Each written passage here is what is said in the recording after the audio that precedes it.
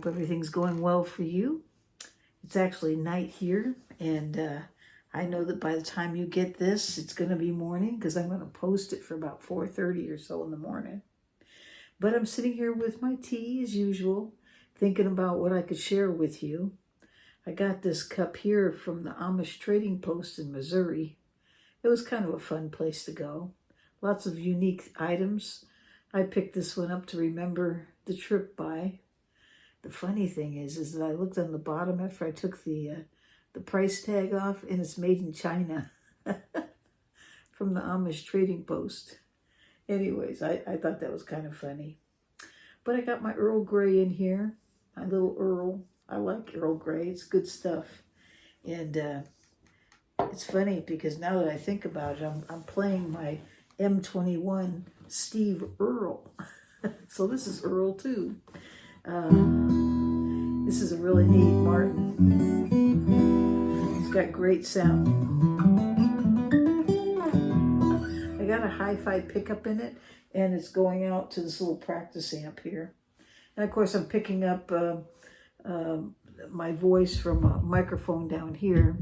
It's going out to a Bose, and that way when it comes back to my phone, at least it's picking up some semi-quality signals so that you get something clear. Anyways, I want to thank everyone also for sending me information on these capos. In this case, I had this yolk capo from Taylor, and I like this little thing. I think it's pretty good. A little awkward on the latch, but I'm starting to get used to it. I think when you get used to it, you just kind of move by it. And I've actually got it so I can open and close this with just my thumb, and it works pretty good. But today in the mail, I got one that I sent away for. I bought a Hamilton for $16. It's also a yolk capo, but I have to admit it's very bulky, not built as well. It's not very refined. Like for instance, this knob down here, it's very rough feeling. It's got little edges on it and everything.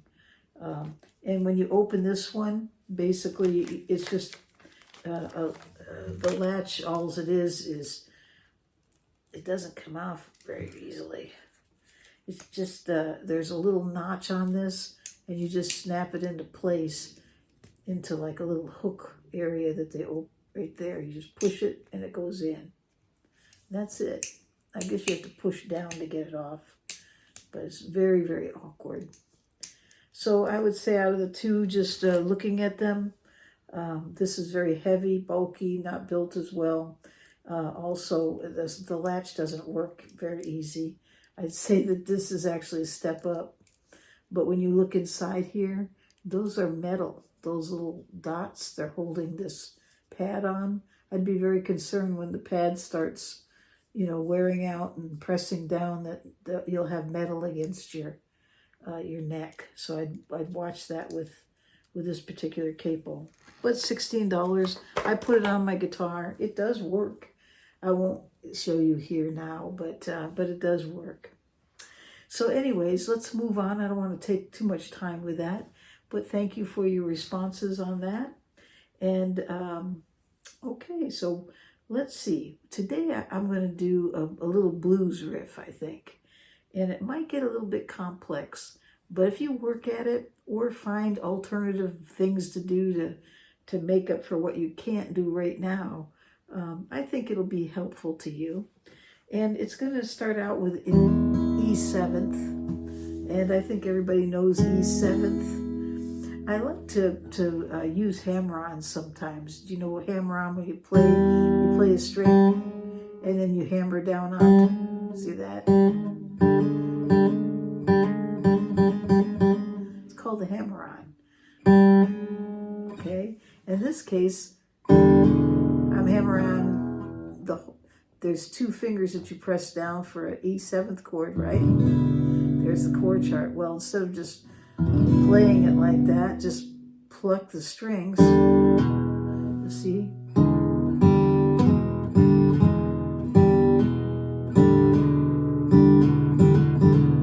And it rings out. So we're going to use that. And then what I want you to do after you do that hammer-on is play the high E string with your ring finger. Hear that?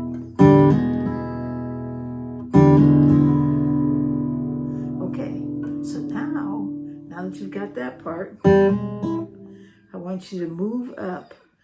This shape that I'm using is kind of like the A major 7th that we did yesterday. It's that same upside down D, except it's going to be moved over a set of strings so that you're at the 6th fret with your pointer finger, and that pointer finger is on the 4th string. Okay, and then your 5th string, 7th fret, you're going to put your middle finger, and on the 3rd string, 7th fret, put your ring finger. Do you know what that is? It's an E7. It's the same thing. It's E7th. It just sounds different. Hear that? Okay. So they sound really good together. So if you go like this, you hear that? And basically my thumb is just playing the 5th string, and then the following strings I'm playing with these 3 fingers. I'm plucking them all together.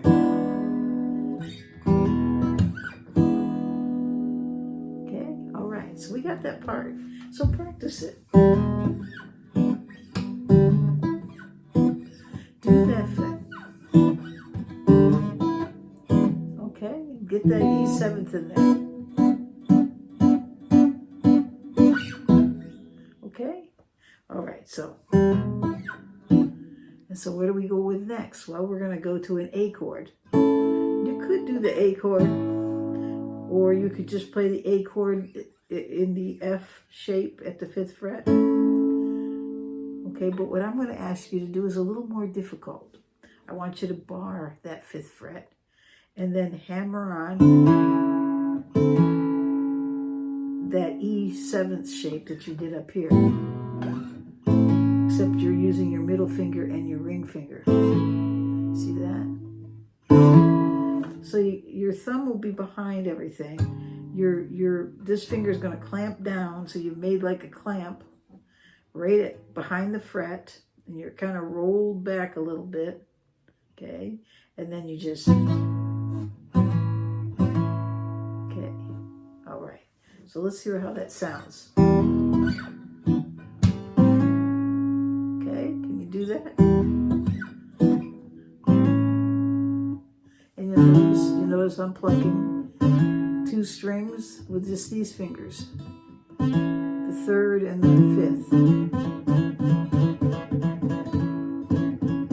5th. Just so happens that's where these are going, 3rd and 5th. Okay, so we got.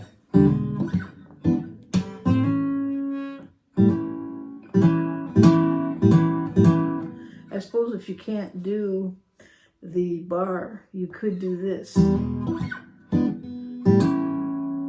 kind of works, which except having this, you're doing this. You're just doing the open string to the hammer-on. Okay, let's try it. I suppose that would work. But if you can, do the bar. Start working on that. Okay.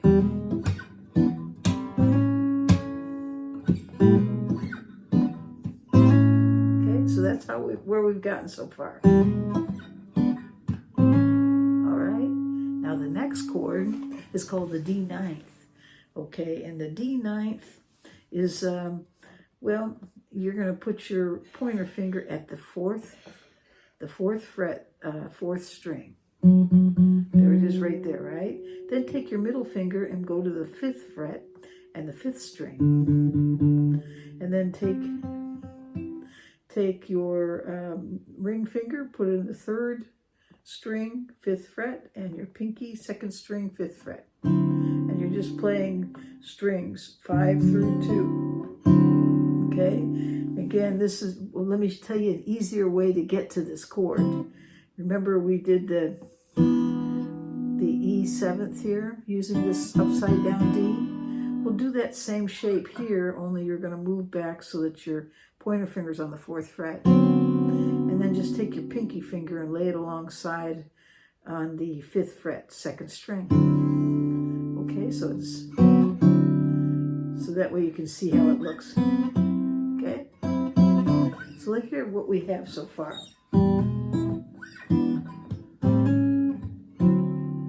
Okay?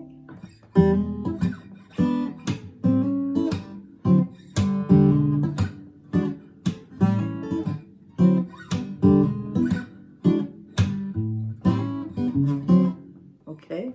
And I'm kind of messed up there a little bit, but you get the idea, okay? So that's where we're at so far. Those are the chords we're using. Okay, so now we're going to move to the next chord. And the next chord is going to be a B chord. And it's the same thing as like the A chord, where you hammer on, except you're moving up 2 frets. Okay. So let's hear what we have so far.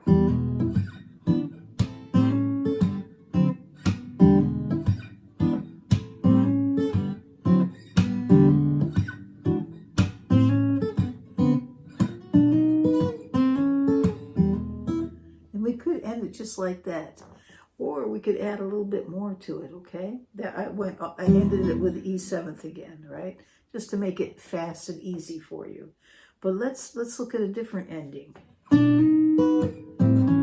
We could do a B7th, and then we can move all the way up here again to a B instead of the D9th at E9th. Okay, so this is the D9th. Remember the D9th? Just slide it up 2 frets. You got an E9th, okay? So let's try that.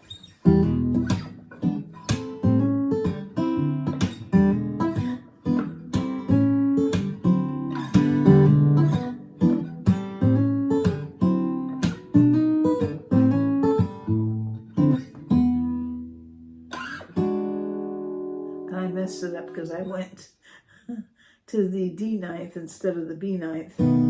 But you could do either one, really. They both work, okay?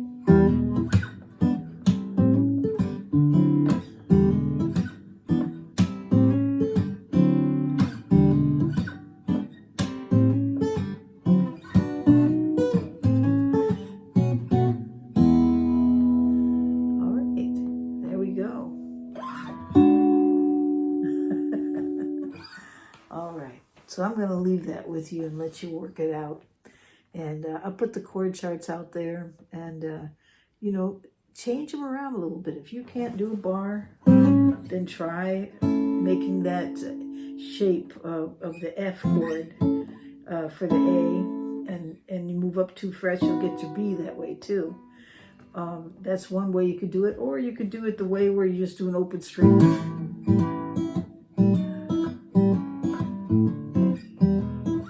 Do it that way too, I suppose, although I don't think it sounds quite as good.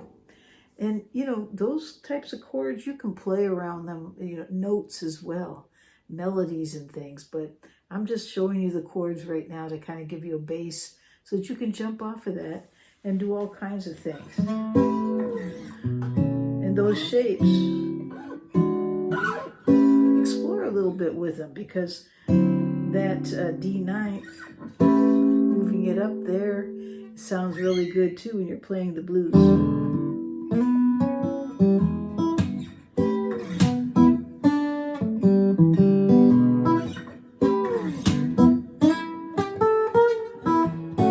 So you get the idea. So explore a little bit, try different things, move those chords around and listen to them and see if you can find something in it. Okay, well, I'm going to leave you with that. And I hope you all have a great day or night wherever you are in this world. And hey, don't forget to subscribe if you haven't. I'd really appreciate it. Thanks so much.